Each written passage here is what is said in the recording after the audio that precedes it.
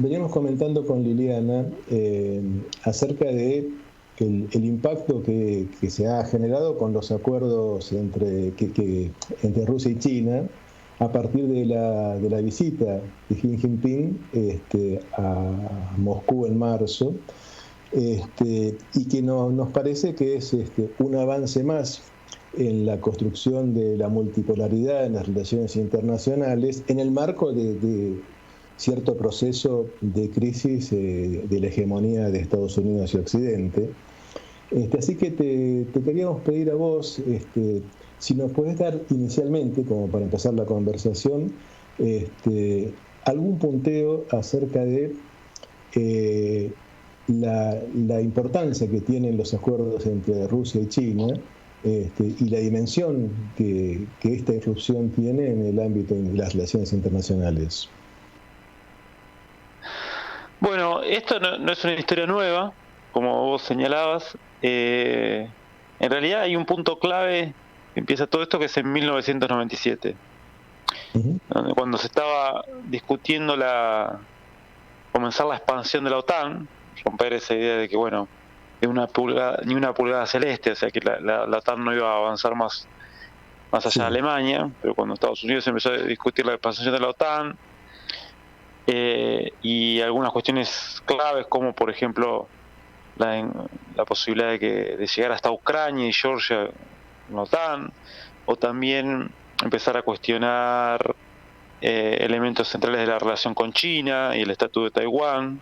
Bueno, ahí por 1997 hay una importante reunión entre China y Rusia, que empiezan a trabajar en conjunto con los 5 de Shanghái y empiezan a deshacer esa división tan fuerte que de los años 60, 70, fracturó esos dos gigantes euroasiáticos, y fue un activo muy importante para el triunfo de Estados Unidos en la Guerra Fría. Entonces ellos ya hay una declaración ahí conjunta para avanzar hacia, dicen, un mundo multipolar. Y tal es así que, bueno, unos años después, en el 2001, conforman una primera institución clave, que es la Organización para la Cooperación de Shanghái. Este es el primer acuerdo fundamental entre China y Rusia, más los países de Asia Central, Kazajistán, Kirguistán, Tayikistán, fundar una organización por fuera de las organizaciones multilaterales dominadas por Occidente, por Estados Unidos, que atienda los asuntos de cooperación, económicos, políticos, seguridad, etcétera, de Eurasia, particularmente de esos países, que después se fue expandiendo. Otro hito clave fue el lanzamiento de los BRICS, de Brasil, Rusia, India, China, en 2009. Empieza en 2006, pero el lanzamiento fuerte fue en 2009, luego de la crisis global financiera del 2008, con el epicentro en Estados Unidos y en Europa. Bueno, frente a ese golpe de Occidente, los BRICS, estos mercados emergentes que ya se proponían como polos emergentes y que tienen a China y a Rusia otra vez como importantes jugadores. Eso avanza, y otro momento fundamental va a ser justamente que con el inicio del conflicto de la guerra de Ucrania en 2014, y cuando se empiezan ya a establecer asociaciones más profundas entre China y Rusia. Uno es el apoyo, en el caso de China, a Rusia para crear una unión económica euroasiática, y al revés, de Rusia a China para avanzar en la famosa, que ahora se conoce como Ruta de la Seda, ¿no? O la iniciativa del Cinturón de la Ruta. Y después un acuerdo por $400.000 millones en ese momento, hacia 2014-2015, para intercambiar hidrocarburos, empezar una cooperación mucho más fuerte. Y bueno, llegamos al 2022, cuando se declara ya avanzar hacia una gran asociación euroasiática, avanza la Organización para la Cooperación de Shanghái, hay acuerdos para expandir la iniciativa de la Franja y la Ruta, acuerdos para ampliar el comercio, acuerdos para establecer el comercio en yuanes y en rublos para no depender del dólar, acuerdos para avanzar, algo que ya viene también en 2015, en un sistema de pagos alternativos al SWIFT, para hacer transacciones financieras en un sistema de pagos que no esté controlado por Occidente, por Estados Unidos, y ahí aparece el CIPS, el sistema de pagos de China, y otras cuestiones. Es decir, tal es así que incluso antes de la incursión rusa o la invasión rusa, territorio ucraniano, bueno, la polémica según cómo se define, ¿no? de acuerdo al lado donde se vea, pero ya ahí ya declaran, y frente a las amenazas de Estados Unidos, una amistad sin límites. Y bueno, la cumbre que vimos de Xi Jinping y Putin es una de tantas cumbres, muchísimas que tuvieron. Incluso Xi Jinping se refiere muchas veces a Putin como un mejor amigo, obviamente dándole un carácter no geopolítico a ese concepto de mejor amigo. Para mí una frase que resumió, ¿no? que dejaron que trascienda, ¿no? A propósito también, que cuando se iba Xi Jinping le decía a Putin, bueno, estamos asistiendo a cambios que no se han visto durante 100 años justamente, momento de la Revolución Rusa, transición de poder mundial, guerra, ¿no? Ese periodo de transición, y le agrega, bueno, cuando nosotros estamos juntos, somos protagonistas de esos cambios, o somos parte de los que movemos esos cambios, los que generamos esos cambios, y bueno, y ahí se despiden, pero como aparte, simbolizando, ¿no? Y aparte, digo, disculpadme la interrupción, pero también ese encuentro de Xi Jinping con Putin tiene una simbología muy especial, porque se hace ignorando la sanción de la Corte Penal Internacional sobre Putin, ¿no? Y Xi Jinping es como que hace oídos sordos con esta sanción o este intento de sanción de Occidente sobre Putin, y va a esa reunión y despliega todas estas cuestiones que vos estás planteando. Y digamos, una de las cuestiones o las preguntas es cómo se procesa esto en Occidente, no solamente en Estados Unidos, sino en Europa. Bueno, es un gran tema ese, porque bueno, lo que vos decís es, por un lado, China, Rusia, pero también otros jugadores, Irán, en parte Turquía, en parte India, incluso Brasil también, pero los emergentes desafían a la vieja hegemonía estadounidense en crisis y al orden mundial unipolar. Fue el último orden dentro de esa hegemonía que se construyó a partir de los 90, ¿no? De globalismo, consenso de Washington, neoliberalismo. Eso lo desafían, pero desafían también algunas de las herramientas centrales de ese orden, de la vieja supremacía estratégica estadounidense, como era la guerra económica, las sanciones. Es una de las cosas que se esperaba Occidente, de esta idea de provocar a Rusia en Ucrania, y que incluso lo establecía la Rand Corporation en 2019, que era, bueno, en un informe de la Rand, que es un think tank del Pentágono, muy influyente durante la Guerra Fría, bueno, un think tank muy importante, establecía que hay que sobreextender y desequilibrar a Rusia, y una de las cosas que recomendaba era, profundizar el conflicto ahí en Ucrania, fortalecer a las fuerzas ucranianas prooccidentales, armarlas sobre todo, algo que ya venía de 2014, pero profundizar eso. Y se calculaba que la guerra económica iba a ser devastadora para Rusia. Y eso no fue así, porque justamente empieza a haber otro polo de poder, otra dinámica del poder en Eurasia y en el mundo, y la capacidad de no disciplinarse a esas sanciones.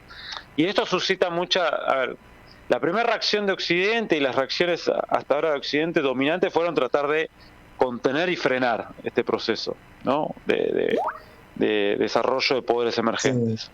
Sí. O disciplinar el patio trasero, así como intenta disciplinar el patio trasero en América Latina, también frenar a China y a Rusia en Eurasia.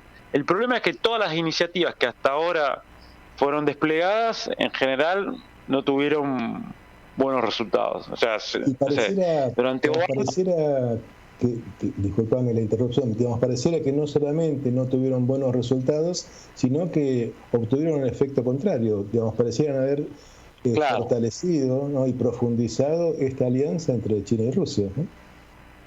Sí, yo digo, terminaron acelerando, ¿no?, la transición de poder mundial, aceleraron algunas de sus tendencias fundamentales, como el declive relativo de Occidente, el ascenso relativo de China y de Asia, y algunos emergentes, y terminó acelerando una dinámica de multipolaridad relativa. Fijémonos, la guerra en Ucrania dispara que, por ejemplo, India pase de comprar el 1% del petróleo ruso a comprar en sus importaciones el petróleo ruso pasa a ser el 30%, e India, que aparecía como un activo por parte de Occidente en esta política de contención a China, profundiza sus alianzas, su asociación con Rusia, como por ejemplo también con el corredor norte-sur que va desde Moscú, pasa por Irán y llega a la India. Arabia Saudita, que aparecía como un aliado fundamental de Estados Unidos en el Oriente Medio, aparece acercándose en acuerdo diplomático con Irán, su eterno rival de Oriente Medio, y esos acuerdos, restablecimiento de las relaciones diplomáticas y también pacificación en Yemen, encabezados y arbitrados por China, y además con la posibilidad también de Arabia Saudita de desarrollar comercio de petróleo en yuanes en lugar de dólares, digamos, golpeando ahí o poniendo en entredicho un elemento central de la hegemonía del dólar, que es el petrodólar.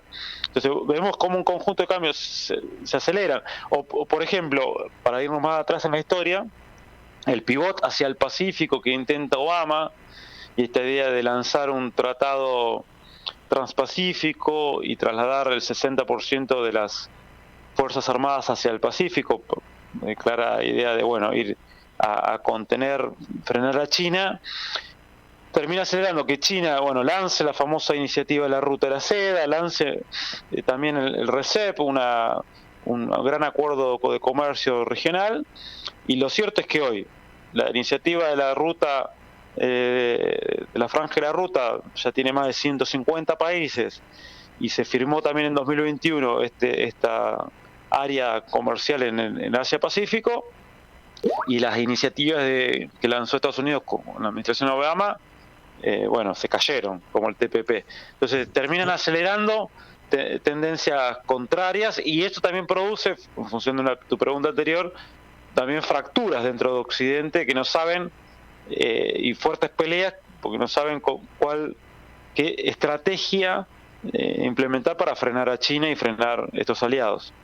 Ahora, con una particularidad, creo también, en esto que vos estás describiendo, ¿no?, muy claramente la dinámica de este proceso, donde aparece muy visible la contraposición de metodologías en el logro de acuerdos, ¿no? Es decir, Estados Unidos, caracterizado históricamente por el método del garrote y de la imposición en general, o por vía económica o por vía de sus fuerzas militares, y China, por medio de la negociación, el consenso, y por lo menos lo que declama públicamente, el respeto a las posturas y a las identidades de cada país, ¿no? Con la paradoja de que Estados Unidos, supuestamente el prototipo de la democracia occidental, impone o intenta imponer sus políticas por medio de la violencia,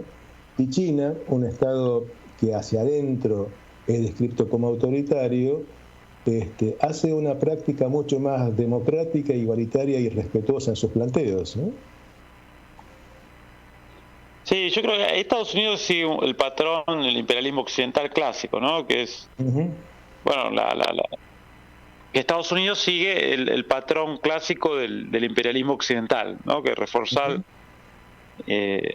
dialécticamente la acumulación de capital en relación a la acumulación de imposición de poder político-militar. Y tal es así que, bueno, Huntington, famoso autor conservador, ¿no?, de Estados Unidos, que en algún momento habló del choque de civilizaciones allá por los 90, en ese libro decía algo que, más allá de que uno está profundamente en desacuerdo con este autor y parte del establishment estadounidense, intelectual, decía algo así como, no lo estoy citando así exactamente, pero algo así como, bueno, Occidente no conquistó el mundo en base a la superioridad de sus ideas, de su tecnología, de su religión, etcétera, sino fundamentalmente por su superioridad en la violencia organizada. Esto a menudo lo olvidan los occidentales, pero los no occidentales no lo olvidan nunca, dice Claro. Huntington. De acuerdo. Y creo que ahí se reproduce ese patrón, digamos, de, bueno, a ver, no por nada el gasto militar de Estados Unidos es superior al gasto militar de los 10 países que le siguen sumados. Estados Unidos tiene un PBI un poco superior a China, pero gasta 3 veces más de gasto militar a China de presupuesto, y después hay que agregarle todas las partidas específicas para las guerras, para situaciones particulares, como ahora en Ucrania, o sea que gasta mucho más. El gasto militar es abrumador. El problema de Estados Unidos también que puede cometer el pecado, digamos, de los imperios en declive, que es la sobreexpansión territorial militar, digamos, que se vuelve tan costosa esa, pero que a su vez necesita sostenerlo, porque si no tiene que retraerse y, bueno, dejar perder, digamos, primacía mundial en muchos aspectos. Entonces, bueno, trata de reforzar eso. El problema es que no le viene dando tantos resultados. Fijémonos los resultados de la guerra en Irak, que no fue positivo para Estados Unidos. La guerra en Afganistán se tuvo que retirar. La guerra en Siria, bueno, la alianza entre Bashar al-Assad, Irán, Hezbollah, Rusia evitó el triunfo de la coalición que apoyaba a Occidente en Siria, en esa guerra y cruenta guerra civil, y así sucesivamente. Entonces tampoco esa aplicación, digamos, de la fuerza imperial militar es tan positiva, y incluso, y ahí está, China me parece que aparece como gran ganadora en eso, con una estrategia mucho más sutil, inteligente, digamos, de aproximación indirecta, que prioriza los lazos político-económicos, las asociaciones, el win-win, como dicen los chinos, el ganar-ganar, que no siempre todos ganan, pero busca, digamos, trata de reforzar los incentivos, digamos, a otros jugadores del sistema. Entonces, eso es una ventaja muy fuerte que tiene China, que parte aparte de su concepción estratégica. Tal es así que hasta el propio norte global se divide y no quiere seguir a Estados Unidos en sus pasos en un enfrentamiento contra China. Lo vimos a Macron, presidente de Francia, hace unos días yendo a China y diciendo: nosotros tenemos una estrategia muy distinta con Estados Unidos, respetamos la idea de una zona china, de que Taiwán es parte de China, respetamos los acuerdos del 79, no queremos vernos arrastrados a este conflicto y tenemos que preservar la autonomía estratégica de Europa, bastante mancillada, ¿no?, en relación al conflicto de Ucrania, pero más allá de eso, bueno, Macron lo pone sobre la mesa. Y eso tiene mucho que ver con esto de China, ¿no? Como con la estrategia china. Yo te iba a consultar, en el marco de estos realineamientos en las relaciones internacionales y la profundización de la multipolaridad y las resistencias de Occidente con Estados Unidos a la cabeza en aceptar este proceso, ¿cómo ves vos el posicionamiento de Latinoamérica en general y Argentina en particular en este escenario, ¿no? Porque digo, con las conveniencias que puede tener y que está teniendo, supongo, la negociación con Chile, pero al mismo tiempo una relación que requiere ser muy cuidadosa con Estados Unidos, ¿no? Y bueno, hay un equilibrio complejo, ¿no? Porque, bueno, Estados Unidos ya desde hace más de 15 años, casi 20 años, empieza a hablar de los problemas para la seguridad nacional que implica, ¿no?, la injerencia de China y de otras potencias en América Latina, en su patio trasero. Y lo vimos, ¿no?, a Laura Richardson, la jefa del Comando Sur del Pentágono, u otros señalando esta cuestión, ¿no?, que esa presencia de China, las inversiones y otra cuestión es una amenaza para la seguridad nacional. O lo vemos, ¿no?, con Argentina queriendo renegociar el acuerdo con la FMI ante una situación de sequía, problema de divisas, etcétera, y que de alguna manera dicen, bueno, renegociamos y puede haber una renegociación con apoyo de Estados Unidos siempre y cuando, ¿no?, y ahí pasan al listado de lo que no se puede hacer con China, ¿no?, una central nuclear no, avanzar con el 5G no, otras cuestiones no. Ese es, bueno, es un problema clave, y Argentina, que es lo mismo que le pasa a Europa, ¿no?, que el problema de no tener suficiente fortaleza y autonomía estratégica, relativa siempre, ¿no?, que es la autonomía, pero cierto nivel de autonomía te impide operar en función de los intereses nacionales. Y eso es lo que se va a jugar en la región muy fuertemente en los próximos años, incluso en relación a China mismo, no porque China tenga una práctica imperialista, pero sí es tan poderosa su industria y su capacidad económica que puede generar una relación de neodependencia, aunque sea una neodependencia incluso por nuestra propia falencia, porque no podemos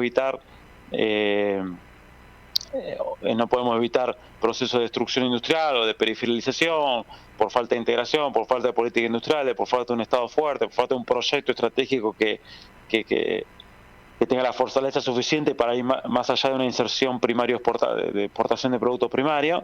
También es un tema. Entonces ahí es clave, va a ser clave en los próximos años si Argentina y la región, Sudamérica en particular, pueden construir una autonomía suficiente para equilibrar esta relación y tener una política propia. Y en este sentido, se me ocurre, yo no sé qué es lo que opinas vos, pero la presencia de Brasil encabezando este bloque regional es como central para darle fortaleza y capacidad de negociación en este escenario multipolar, ¿verdad? Sí, sin Brasil no hay, es muy difícil pensar un proceso de integración regional y la construcción de un polo de poder regional. Ahora Brasil, con el triunfo de Lula, volvió a ese camino. Es decir, bueno, construyamos un polo regional. Dice, el 30 de mayo llama a los presidentes para establecer un diálogo con el motivo de relanzar la UNASUR. La integración sudamericana parece muy fuerte. Ya Haddad, el ministro de Economía de Brasil, el año pasado, y Galípolo lanzaron el tema de discutamos una moneda común. Eso va de la mano de un Banco del Sur, o sea, de construir un polo regional. Brasil es clave y es muy positivo que marche, que avance hacia eso. Y sabe Brasil que el eslabón principal de eso es Argentina. Que si bien con Argentina Brasil es mucho más grande, tiene otra escala, pero sin Argentina es muy difícil constituirse polo regional y constituirse como líder regional. Entonces, bueno, de ahí también el apoyo de Brasil, la negociación con el FMI, el apoyo de Brasil para que Argentina ingrese a los BRICS. Creo que ahí hay un cambio interesante y positivo, con el problema, obviamente, de la debilidad del gobierno argentino y la situación económica y política en Argentina, que bueno, debilita ese proceso, pero es muy positivo. Y es la clave, lo que se va a discutir en los próximos años. Claro. Y esta debilidad del gobierno argentino en la negociación con los diferentes actores en la diplomacia internacional es también un riesgo, ¿no? Digo, en la posibilidad de negociación, no solo con Estados Unidos, sino con China y con Rusia, ¿no? Se me ocurre que sin el apoyo de la región, Argentina queda en una posición muy débil para negociar casi con cualquiera de los poderes internacionales, ¿no? Exactamente. Ya hay un problema de escala nuestra de los años 50, que por eso de los años 50 se planteó el nuevo ABC, digamos, la Alianza Argentina, Brasil y Chile como un núcleo mínimo, una escala mínima para poder tener justamente escala, valga la redundancia, para el desarrollo económico y tener fortaleza en términos geopolíticos. Ya a Brasil le pasó lo mismo en los fines 70, 80, se empieza a quedar sin escala para ser un jugador y tener capacidad negociadora y tener escala para impulsar un eje de desarrollo económico, un centro de desarrollo económico, que no esté subordinado a los centros tradicionales. Entonces eso es evidente, nuestra falta de escala, y que se agudiza además por las debilidades, porque quedamos muy mal a partir de la reintroducción del Fondo Monetario en Argentina, con una debilidad muy fuerte, sin divisas, con un problema para la acumulación de divisas, porque tuvimos superávit comercial, pero no, esas divisas no se acumularon. Y bueno, que nos debilita en general. Y bueno, la clave va a ser cómo por ahí refortalecernos desde el vínculo regional. Creo que estuvo rápido Lula frente a esta idea de, bueno, los chinos que activaron el swap para comercializar con Argentina, para que Argentina compre, ¿no?, importe insumos industriales frente al problema de no tener divisas. Eso fue una jugada importante de los chinos, que tiene que ver también con internacionalizar el yuan, su moneda. Tuvo rápido Brasil, bueno, también hacer un crédito para que Argentina importe.